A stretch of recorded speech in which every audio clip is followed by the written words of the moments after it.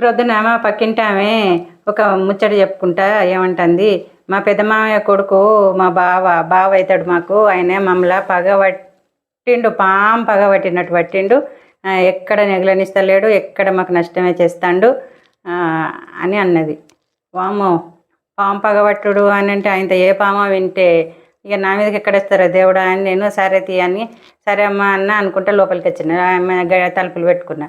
అమ్మో ఇక పాము పగబట్టుడు అని అంటే మనం ఇంతమంది ఎన్నో పాములను చంపుతారు, వాటి తల్లిదండ్రులు కానీ వాటి పిల్లలు కానీ వచ్చి ఆ పామును చంపిన వాళ్ళని ఏమన్నా కుట్టినాయా?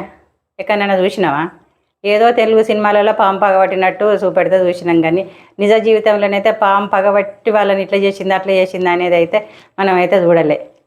మనిషికే అన్ని అలవాట్లు, పాములాగా పగబడతాడు, కుక్కలాగా అరుస్తాడు, కాకిలాగా ఒరుతాడు, అంతేకాని పాము పగబట్టుడు ఎక్కడిది? ఏం పామో వింటే అమ్మో మన మీద గొడవకత్తే గప్చు.